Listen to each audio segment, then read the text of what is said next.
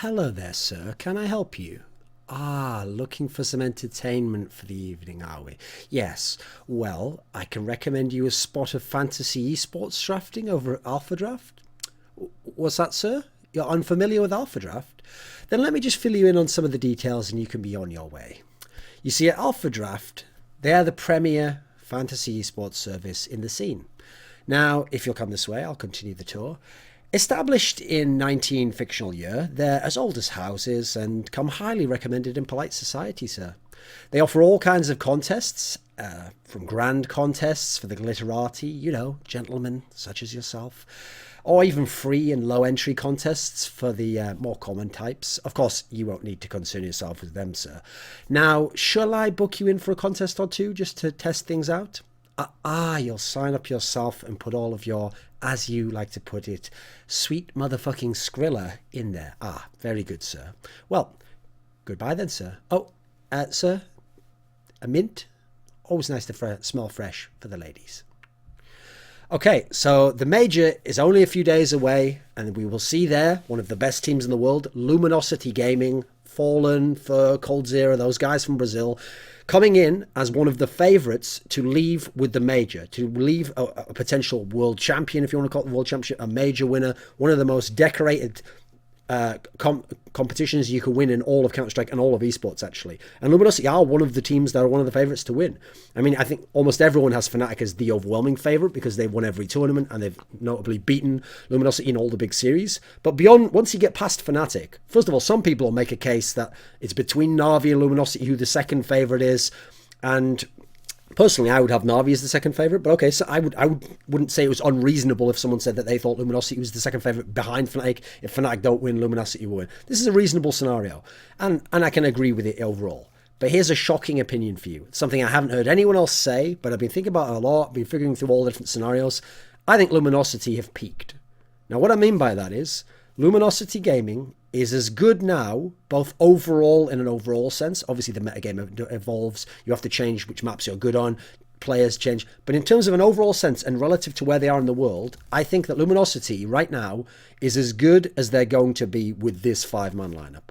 Now, that's not trash talk because they are one of the elite teams in the CSGO. They are one of the best teams in the world. That's who they are right now. They're one of the most exciting teams to watch. They're one of the most tactically impressive teams in the world. And they're one of the favourites to win not only this tournament, but every tournament they play in at the moment.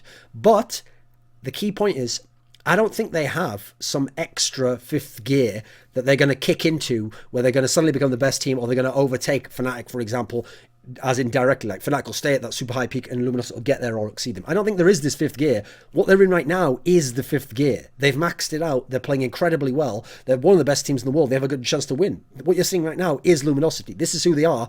There's not some extra level to be unlocked to their play. Now, first and foremost, the lineup has been together playing now tournaments for 4 months. Think about that. They haven't just been around a month or 2 months like it was a while back. We thought, it still has time to develop. It's 4 months now. And they've played 5 international lands over that time. They've played many different series against many different opponents. So we know who these guys are now. There's not really much more room for obvious massive development or more potential to unlock. If anything, they've unlocked the potential. They have improved. That's what's so incredible about them. So who are Luminosity as a team? Well, first and foremost, they're a fantastic tactical team. We know that they play that very set map control style. They play a very slow execute style at the end where they make a read and then they execute off it to enter the site. We know that they're very good in power play situations where they're up 5v4 or 4v3. They play those out smart. That all comes from Fallen, his philosophy on the game and the way he's set the roles up within the team. They're really fantastic. They're one of the best in the world at this particular style. That's often why they're so compared to Na'Vi in some respects in terms of that map control style. They're a team where they've got a pretty good map pool. They're decent to good on 5 of the 7 maps, which is a sign that you're an elite level team and have a chance to win tournaments because it's hard for people to get you onto the bad maps for you. And as a result, the map pool's established as well. They're not going to suddenly unlock some other map without losing another map in the equation, which is what happens with top teams. You gain a map, but you have to give up a map. Tends to be how it is. It's hard to be good on more than 5 maps at a time. That's why if you are, you're a godlike team like Fnatic 2015. So at the moment, they're established on 5 maps. They're very, very good on train and overpass. They're absolutely one of the best in the world. They could beat pretty much almost anyone on those maps. That's why people are scared of them. They're a good to very good team on Mirage and Inferno. Depending on the opponent and depending on the day, they're a good team on these maps. You can consistently rely on them to be good, but whether they'll hit that top level on those maps, that's what's more unreliable. And they're decent on cash. Not many top teams play cash right now. They're decent on it though, and they can definitely get wins there. It's more that they have to avoid the absolute best teams on this map. They're bad on Cobble. Like, they've been okay against lesser teams, but notably any of the good teams on Cobble do tend to get the wins on them overall in more recent times, and they do not play Dust 2. They flat out do not play that map whatsoever. So they're a team where we know they don't play Dust 2. They're going to permaban Dust 2. That's an aspect that's one-dimensional to them. They don't swap the ban around that much. Every time they've got a chance to, in the last couple of tournaments, they've banned Dust 2 first and foremost. Therefore, they're also not a team which has got an extra level there. Like, they're not doing Fnatic 2015 style or NIP old school style where you can switch the ban around and get an extra advantage on series that you might not otherwise have won that way. They're always going to ban Dust 2, especially, well, no, actually, they're always going to do it. They've just done it so far pretty much every occasion. Teams against them have learned which maps to ban. Like, okay, sometimes people ban cash just because most people are scared of cash, but mainly you ban overpass. That's the first thing you ban against them because most people don't like it. And if not, you ban train, which is also fantastic for them. So people even have identified their strengths. Other teams know who they are as well. The big problem for this team I see in terms of getting another level, where they're lacking and when I don't see them going forwards, is that at the moment they have this history of losing in the biggest pressure matches. That's why they haven't won a single LAN out of those 5 international tournaments I mentioned. You know, they've been in some finals, they've made a bunch of semi-finals, they haven't won a LAN. And the reason why is they lose when it's the big pressure game, whether that's the final or the semi-final or the third map of a semi-final, whatever that scenario is. So, okay, let's go through the LANs they're at. Okay, the first tournament, face it, I'll give them a pass for this one because they were a brand new team that had the lineup together for 2 days and had to travel to the event with no practice. So I don't blame them for losing that final. They were against Fnatic, who we now know are gods, and yeah, the third map wasn't close there, and Fnatic won in impressive fashion.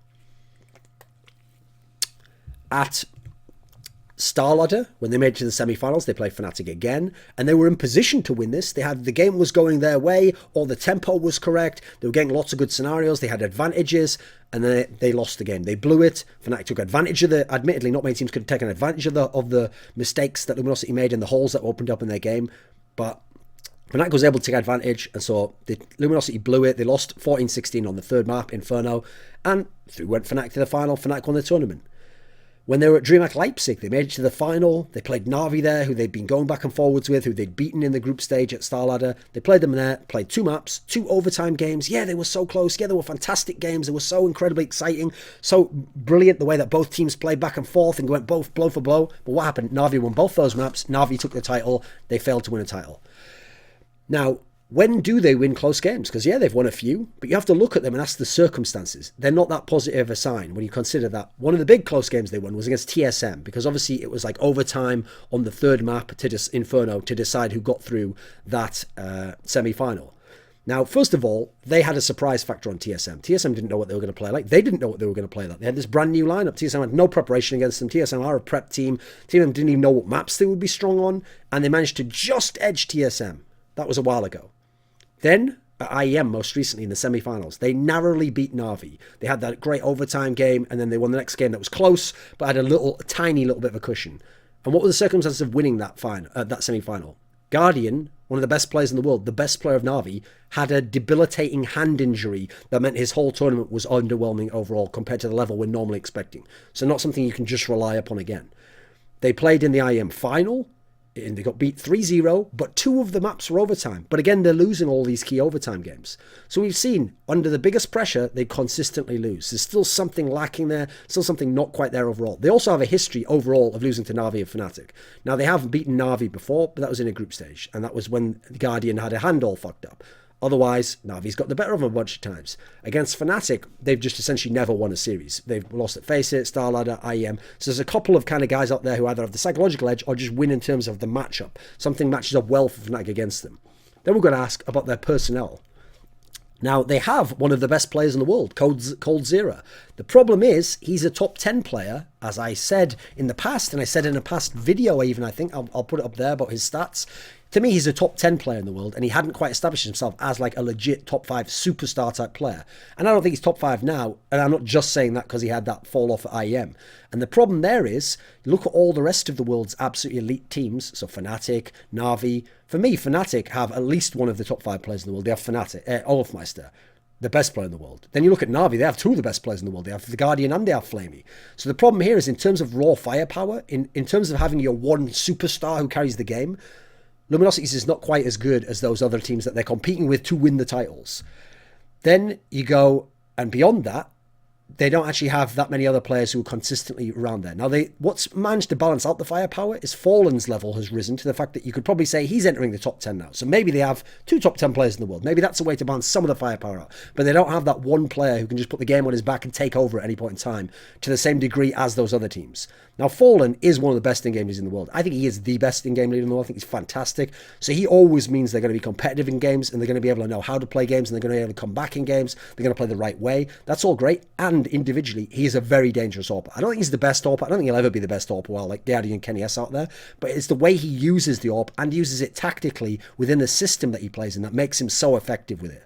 The rest of the players were all solid. But as they've improved or fallen off, this is where the problems come in. So first of all, coldzera is the guy we needed to be reliable. He was this very reliable, very good player, and he fell off at IEM. And it wasn't just that he fell off, it's like he was just straight up underwhelming. It didn't just look like bad play, it just looked like, where was coldzera? It seemed like he turned up. Problem is, as he fell off, Fur came back. Fur used to be the original carry before coldzera was there. He was the one really good player that everyone's like, oh, he's pretty sick. The rest of them were just all right. So Fur was back. He was playing super sick, although he did level off by the end of the tournament. But here's the problem. That just left us with a two-man carry scenario still. We had Fur and Fallen now instead of coldzera and Fallen. So it was still good firepower. They still got really far through the tournament. They still got close games, but it was the same result overall. They're in a scenario where FNX was just decent most recently. He was very good, obviously, when he first joined the team, so we're not quite sure what his level's going to be like, but still pretty decent. And Taco, who'd been terrible in terms of fragging, hadn't been doing a very good job and made lots of key mistakes in past tournaments. He improved massively at IEM, had a really good tournament overall, but it seemed like it came at the cost of coldzera.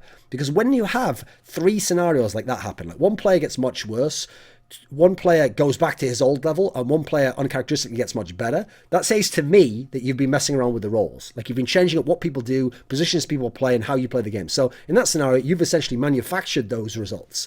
That's worrying because if you've made it now so that coldzera is not quite comfortable and that Fur's back, great, and Taco's doing well, but you don't have coldzera, it's not going to have the same impact. Because to me, the dream, obviously, is you want to have coldzera, Fallen, and Fur all going off at the same time, right? But we haven't found a way to make that happen. That hasn't happened. It hasn't been at all reliable. It's at maybe one or two maps ever. And it's just something that they haven't figured out how to do, if it's even possible within how they're going to play within the team. Now, for everyone who's going to go, yeah, but it still could happen. Oh, but what if it did happen?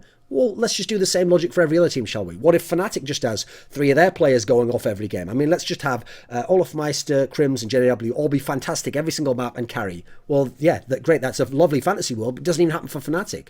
Okay, so in Na'Vi, let's have Guardian, Flamey, and Seas just go ham every single game. Well, then they'll be better as well, but it doesn't happen, does it? It tends to be one, or it tends to be two out of the three that go off, and that's when they're at their best. So in this scenario, ideally, I'd want it to be the way it was before, I have to say. I'd rather it was coldzera and Fallen who will go off. Yeah, I think Fur's a fantastic player, but if it has to be Fur or Cold in that position, then I'd rather it was Cold, because Cold's more consistent, and the way he carries the game is that everyone else is going to facilitate him, but then he's going to get those kills. He's going to be very consistent, and that works into Fallen's tactical style, in my opinion. Then I want Fallen going off, because I feel like when he's going off in the way he does, because he plays within his tactical system and trying to get a goal accomplished, that's making it easier for him to see how the round's going to play out, what's going to happen when he dies, and what's going to happen if he gets picky, and what to call for people. If he's not as good in the game, I don't think he's going to be as much of an impact in terms of the tactical aspect too, because I think that's tied together. So if I had to choose, I'd choose coldzera and Fallen to be the ideal ones. Now the question is, remember, this isn't a trash talk video. They're a fantastic team. Can they win the major? Yes, they can win the major. I wouldn't put my money on them to. I think that Fnatic will, and if not Fnatic, I would probably pick Na'Vi to win. But I think Luminosity can win the major. I think Fnatic doesn't have to turn up in the form they have in the past. Fnatic doesn't have to win super close games against them and have some miracle games. Fnatic might play maps that Luminosity is good on, and Luminosity can steal a win on a map like Overpass. These things can happen. They win. They could also win as in someone else beats Fnatic. Na'Vi beats Fnatic, and then Luminosity manages to beat Na'Vi in this scenario. Or, God forbid, someone else does. Envious upsets a bunch of people. Astralis upsets some people. And then Luminosity comes and beats them. Yes, Luminosity could win the major, and that alone is incredible because the teams that win the major, aside from Fnatic 2013, the first one, are just the best teams of all time. We're talking about the teams who won the major. So if they can do that, they'll establish themselves as a truly all-time great team. They're already very good, so they certainly can. The question is, can they be the best team in the world right now? As it stands right now, probably not. Seems unlikely. For me, it would take Fnatic dropping off a bit, because I feel like Fnatic has to come down to their level for them to overall be able to take the top spot. Likewise, Na'Vi has to more consistently lose to them. They have to hope that teams like Envious and Astralis and Virtus.pro and NiP don't get it together and improve themselves and make it more contentious and have like another team that could potentially be a counter to them. They need all these things to happen. Also, there's the fact that teams rarely get significantly better after their first 3 months together. Think of the previous Envious lineup. So for the first few months, fantastic, right? Those first 6 tournaments, really good, won the major, didn't improve beyond that, in fact got worse. You look at the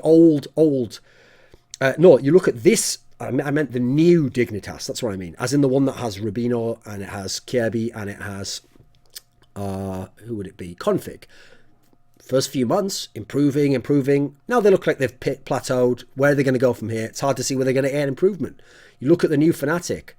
Yeah, they've been godlike, but once they hit that godlike level, it's not like they've gone past that. They're just very, very good, and then they win with individual play on certain maps they probably shouldn't, but it's not like they've just locked down all 7 maps and they're gods on all of them.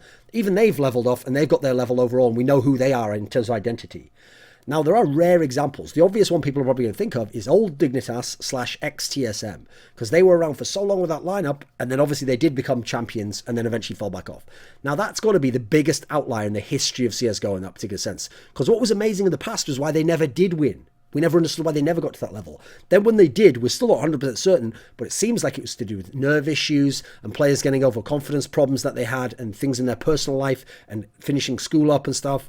And now even they've had that issue. So the key thing I want to point out here is not only have they peaked and they're at the top level right now, but now's when they have to make use of it. You can't just take it for granted that you're going to only improve or you're going to stay at this level. You can drop off. The scene can change. The metagame can evolve. Your players can have individual slumps. You're not just going to stay amazing forever. So now is the time to win. You can't take for granted where you are. There are lots of great players in the history of Counter-Strike who only made a couple of major finals, or only made a couple of big tournaments, or only won a few medium-sized tournaments. It's not as simple as just saying, I'm going to be in 10 finals. It doesn't matter if I lose the first few, or I'm going to be in 50 semi-finals. Doesn't matter if I lose a couple in overtime. Those are the chances for you to get to finals, for you to win, for you to get titles. So Luminosity needs to win their titles now.